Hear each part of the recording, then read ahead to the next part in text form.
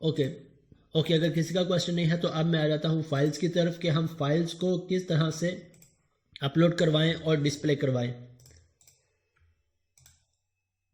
Files के लिए भी मैं यहाँ से आके एक इनपुट टैग क्रिएट कर लेता हूँ। ये मेरे पास इसकी डिप थी और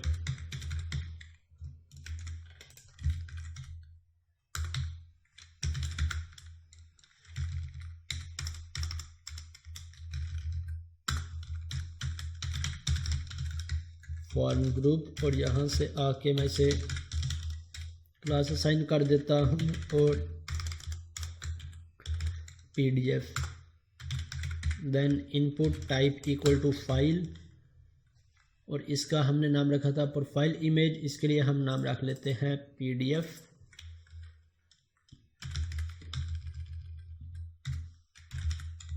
पीडीएफ नाम रख लें, कोई भी नाम रख लें जो हमें आसान लगता हो, हम वो नाम यहाँ से रख सकते हैं। फिल वक्त हमारी रिक्वायरमेंट है कि हम इस पे फंक्शनैलिटी को इम्प्लीमेंट कर लें और पीडीएफ।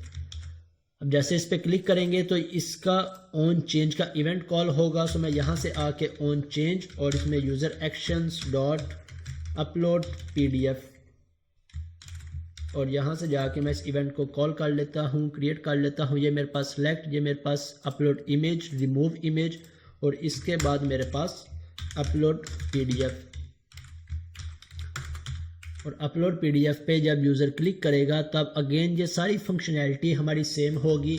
यहाँ से आके ये मेरे पास अपलोड कहाँ से आएगी, इस पीडीएफ में से। सो मैं इसकी आईडी को यहाँ पे यूज़ कर लेता हूँ, मेरे पास फर्स्ट फाइल आ गई। अब इस फाइल पे अगेन हमने क्या क्या चीज़ें चेक करनी है। एक, हमने इसकी एक्सटेंशन चेक करनी है, इसके बाद हमने इसका साइज़ चेक करना है। अगर पीडीएफ से रिलेटेड फर्दर भी कुछ वैलिडेशन हो सकती है, हम वो भी इस पर अप्लाई करेंगे।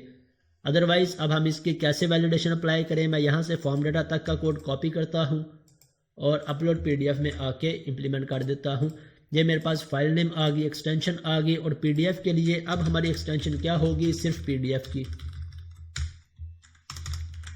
पीडीएफ इज एक्सटेंशन वैलिड, अगर एक्सटेंशन वैलिड है तो यहाँ से मैं इसका नेम क्या कर देता हूँ, पीडीएफ। तो फिर ये फॉर्म डाटा में अपेंड हो गया। फॉर्म डाटा में अपेंड होने के बाद नेक्स्ट हम आ जाते हैं। नेक्स्ट हमने इसे अब डेटाबेस के अंदर सेव करवा देना है। सो यहाँ से आके मैं सारे कोड को कॉपी करता हूँ और इसके अंदर पेस्ट कर देता हूँ। अब हम अपलोड इमेज और अपलोड पीडीएफ दोनों फंक्शन अलग अलग डिफाइन करने की बजाय एक फंक्शन में भी तो मैनेज कर सकते हैं। किस तरह से कि हम यहाँ से कोई एक फ्लैग क्रिएट कर लें जिससे हमें पता चले हमारे पास फाइल पे क्लिक हुआ है या इमेज पे क्लिक हुआ है, या हम ये सारा नीचे का कोड एक कॉमन फंक्शन में डिफाइन कर लें और यहाँ से इस फाइल को उस फंक्शन में पास करवा दें। तो ये सारी फंक्शनैलिटी फर्दर आगे हम इम्प्लीमेंट कर लें। तो ये डिफरेंट वे से जिस तरह से हमें आसान लगता है हम इसे इम्प्लीमेंट कर सकते हैं। अब यहाँ पे आगे पीडीएफ पॉप, यहाँ पे पीडीएफ चेक हो गई। चेक होने के बाद अगर एक्सटेंशन वैलिड है तो इसे ट्रू कर देगा, अदरवाइज फॉल्स। अब अगर तो एक्सटेंशन वैलिड है तो मेरी ये फाइल फॉर्म डाटा में ऐड होगी। फॉर्म डाटा में ऐड होने के बाद मैं सेम फंक्शन को फॉरवर्ड कर देता हूँ। अपलोड बल्क सेव अब फॉरवर्ड हुई तो यहाँ से मेरे पास जो रिस्पॉन्स आएगा, यहाँ से मैं डिबगर लगा लेता हूँ। अभी देखेंगे कि इस रिस्पॉन्स का हमने क्या करना है, और इसे भी मैं रिमूव कर देता हूँ। अब अपने कंट्रोलर में आ जाते हैं। यहाँ पे मेरे कंट्रोलर में मेरे पास जब मेरी ये फाइल आएगी, फाइल आने के बाद ये मेरे पास, इसे हम नेम दे लेते हैं वैलिड इमेज एक्सटेंशंस का, और ये मेरे पास यहाँ पे यूज़ हो रही है वैलिड इमेज एक्सटेंशन। इसी तरह हम एक और लिस्ट क्रिएट कर लेते हैं वैलिड फाइल एक्सटेंशंस के नाम से, यहाँ वैलिड पीडीएफ एक्सटेंशन के नाम से। सो यहाँ से आके हम उन सभी एक्सटेंशंस को ऐड कर लेंगे। अब इसके बाद हमें कैसे पता लगेगा ये इमेज है या हमारे पास पीडीएफ है, हम इसके लिए भी एक फ्लैग क्रिएट कर लेंगे। अब जैसे यहाँ पे एक्सटेंशन हम चेक कर रहे हैं, इसी तरह से हम पीडीएफ के लिए भी चेक कर लेंगे बूल, इसे मैं नाम दे देता हूँ इज इमेज एक्सटेंशन वैलिड, और यहाँ पे इसे वैल्यू असाइन कर दी इज़ इमेज एक्सटेंशन वैलिड, और इसी तरह bool इज़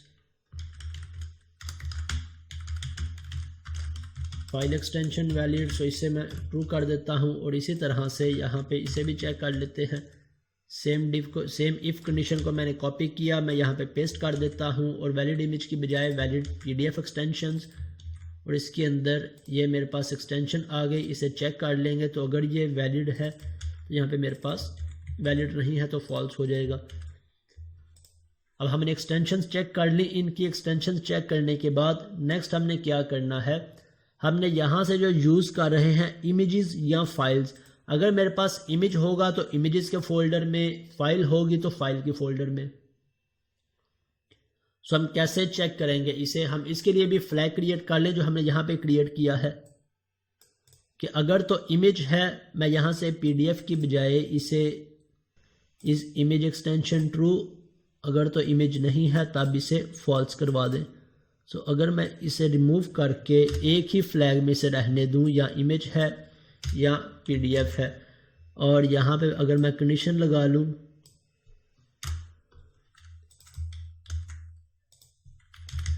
मैं यहाँ पे इनलाइन कंडीशन यूज़ कर लूँ इमेज वैलिड है, तब मेरे पास कौन सा फोल्डर क्रिएट कर ले, इमेजेस का, एल्स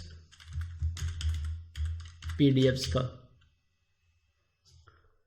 यहाँ पे मेरे पास एरर आ गया है, if image extension valid double equal to true. यहाँ पे किस चीज़ का मेरे पास एरर आ रहा है, मैं इसे किस तरह से फिक्स करूँ अभी। Cannot implicitly convert string to bool, यहाँ पे आके क्या लॉजिकल मिस्टेक कर रहा हूँ मैं। इमेज एक्सटेंशन वैलिड, इमेज को ही मैं चेक कर रहा हूँ, अगर इमेज नहीं है तो इट मीन्स PDF होगी। सो PDF के अंदर आके इस एक्सटेंशन वैलिड, इस कंडीशन को हम किस तरह से सेम वे के अंदर यूज़ करते हैं, या इसका कोई और वे भी है यूज़ करने का, या मैं यहाँ से जाके इसे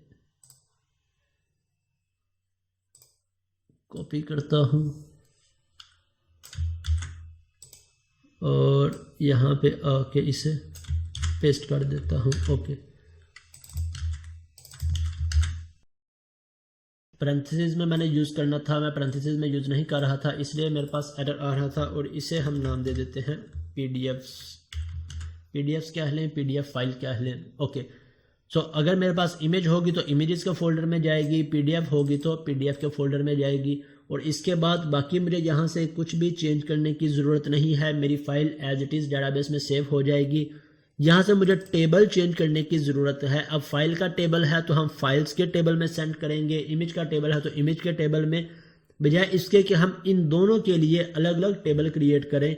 अब हम अपने उस सिनेरियो को इम्प्लीमेंट करते हैं जो हम प्रीवियस सेशंस में, डेटाबेस के सेशंस में डिस्कस कर चुके हैं। हम इमेजेस और फाइल्स के लिए एक ही टेबल क्रिएट करेंगे जिसके अंदर इमेजेस को भी सेव करते जाएंगे, फाइल्स को भी सेव करते जाएंगे, और इन दोनों को डिफरेंशिएट किस तरह से करेंगे, इनकी फाइल टाइप की बेस पे। मेरे पास यहाँ से इमेज है, यहाँ से हम इसका जनरल नाम यूज़ कर लेंगे फाइल्स का। अब फाइल के अंदर PDF फाइल मेरे पास डेटाबेस में सेव हो गई, इमेज फाइल डेटाबेस में सेव हो गई, और फाइल टाइप के अंदर हम स्पेसिफाई कर लेंगे इमेज है, PDF है या एक्सेल है, राइट। अभी मेरे पास सिंगल इमेज है इसलिए हम इस सिनेरियो को इम्प्लीमेंट नहीं कर रहे। नेक्स्ट अभी हम मल्टीपल इमेजेस पे जाएंगे तो हम इस सिनेरियो को इम्प्लीमेंट करेंगे। इमेजेस और PDFs के लिए हम दो टेबल्स क्रिएट करते हैं, एक एल्बम और एक एल्बम फाइल्स का। होप सो आपको ये सिनेरियो याद होगा। हम इसे कैसे इम्प्लीमेंट करेंगे अभी इससे भी डिटेल में डिस्कस करेंगे। तो यहाँ से जाके मैं इसके फाइल्स के टेबल में क्रिएट कर लूँ या फिर इमेजेस में ही फिल वक्त के लिए रहने देता हूँ। और अब मेरे पास इसकी फाइल टाइप क्या आ जाएगी, सेम कंडीशन मैं यहाँ से यूज़ कर लेता हूँ। इसे कॉपी किया और अब फाइल टाइप मेरे पास अगर इमेज होगा तो मैं इसे फाइल टाइप इमेज आ जाएगी, PDF होगी तो फाइल टाइप PDF आ जाएगी, राइट। सो मेरे पास इमेज के फोल्डर में सेव हो जाएगा और यहाँ से रिकॉर्ड मेरा रिटर्न होगा तो मेरे पास फाइल पाथ और इसकी ID भी आ जाएगी। अब ये दोनों IDs मैं कहाँ पे बाइंड करवा लूँगा, मैं यहाँ से आके इसी के नीचे एक डिव क्रिएट कर लूँगा, input type equal to hidden, और इस हिडन के अंदर मैं इसे बाइंड करवा दूँगा PDF ID, और यहाँ से आके भी PDF ID। जब ये रिक्वेस्ट कंप्लीट होगी मेरे पास डेटाबेस में से रिस्पॉन्स आएगा। सो रिस्पॉन्स डॉट, मेरे पास रिस्पॉन्स डॉट इमेज ID, इसे मैं इस डिव के अंदर बाइंड करवा लेता हूँ।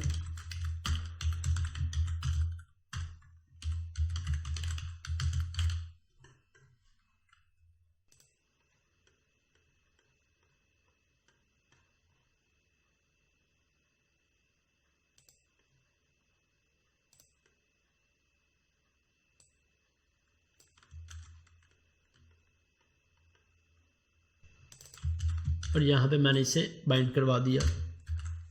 अब इसके लिए मुझे यूज़र के टेबल के अंदर फाइल आईडी की फील्ड क्रिएट करनी पड़ेगी, फाइल आईडी के अंदर इंसर्ट करवा लूँ, या फिर क्योंकि हम सेम टेबल यूज़ कर रहे हैं इमेजेस का, सो ये बाइंड किसके साथ हो जाएगी, इमेजेस के साथ, या हम इसे इमेजेस के साथ बाइंड करवा लें। होप सो इस सिनेरियो में अब आपकी कोई भी कन्फ्यूजन बाकी नहीं होगी। सिंगल इमेज सिंगल फाइल के साथ वर्किंग करना, किस तरह से हम वर्किंग कर सकते हैं। मैं इसे कर देता हूं, और इसकी बजाय इस इमेज आईडी के साथ ही, क्योंकि हम सेम टेबल को ही यूज़ कर रहे हैं, तो मैं इस इमेज आईडी के साथ ही इसे बाइंड करवा देता हूं।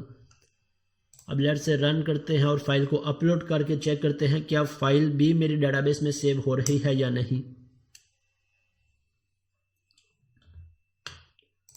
और database ASP test, select static from app user, और ऐप यूज़र के अंदर मेरे पास इमेज आईडी को मैं यूज़ कर रहा हूँ। इस फाइल आईडी को मैंने टेस्टिंग पर्पज़ के लिए यूज़ क्रिएट किया था पहले, इसलिए मेरे पास डिस्प्ले हो रही है। आपके पास लास्ट क्लास का डेटाबेस है तो आपके पास ये आईडी डिस्प्ले नहीं हो रही होगी।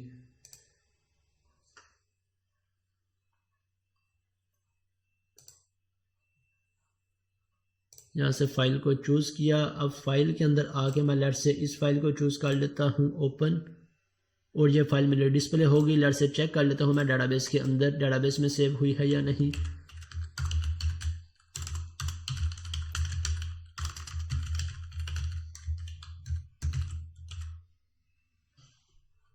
और यहाँ पे लास्ट पे आके मेरे पास डेटाबेस में ये फाइल सेव नहीं हुई। डेटाबेस में फाइल सेव क्यों नहीं हुई, इसे डिबग करके देख लेते हैं। मैं यहाँ से इसका डिबगर हिट करता हूँ।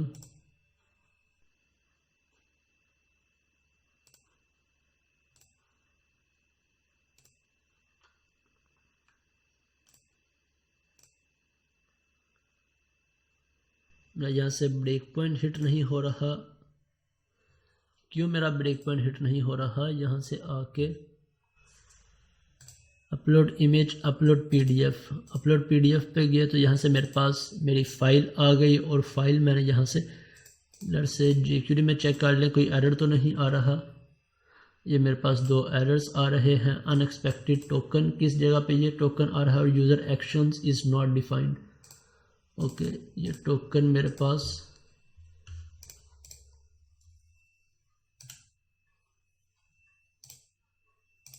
User actions dot upload PDF,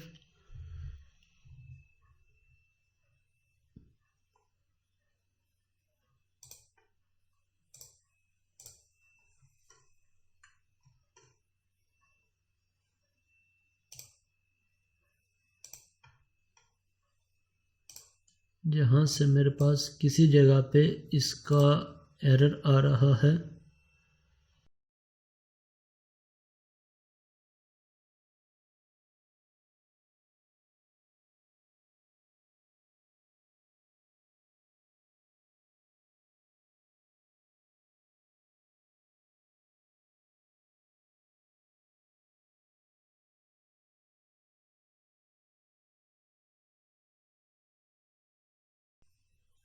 okay, मेरा ब्रेक पॉइंट हिट हो गया। नेक्स्ट ओके, मेरा ब्रेक पॉइंट हिट हो गया। यहाँ से नेक्स्ट, अभी नेक्स्ट आ जाते हैं। अभी मेरे पास इस इमेज एक्सटेंशन वैलिड फॉल्स हो गई। अब फॉल्स है तो मेरे पास पाथ के अंदर क्या पाथ आ गया, पीडीएफ का पाथ, पीडीएफ सेव।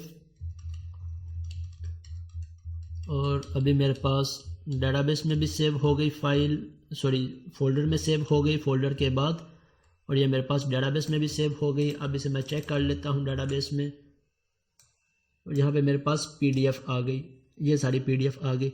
अब इस टेबल के अंदर ये सारी डिटेल का हमें क्या फ़ायदा है कि अगर हमने इन सारी डिटेल्स को यहाँ पे किसी टेबल में डिस्प्ले करवाना है, यूज़र ने जो सी फाइल अपलोड की थी, तो हमें उस फाइल का नेम भी डिस्प्ले करवाना है, फाइल की एक्सटेंशन भी डिस्प्ले करवाना चाहें, एक्सटेंशन की बेस पे हम यहाँ पे उसका आइकॉन डिस्प्ले करवा सकते हैं। पीडीएफ एक्सटेंशन है तो हम टेबल में उसका पीडीएफ का आइकॉन डिस्प्ले करवा देंगे, इमेज एक्सटेंशन है तो इमेज का आइकन, इसी तरह से फाइल साइज या फाइल टाइप डिस्प्ले करवा सकते हैं। अब यहाँ पे हमारे पास हो गई, मैं कंटिन्यू कर देता हूँ तो मेरे पास फाइल अपलोड हो गई। और अगर मैं इमेज आईडी में आके चेक कर लूँ तो इसकी आईडी भी यहाँ पे बाइंड हो चुकी होगी। यहाँ से मेरे पास ये इसकी आईडी 65 आ रही है।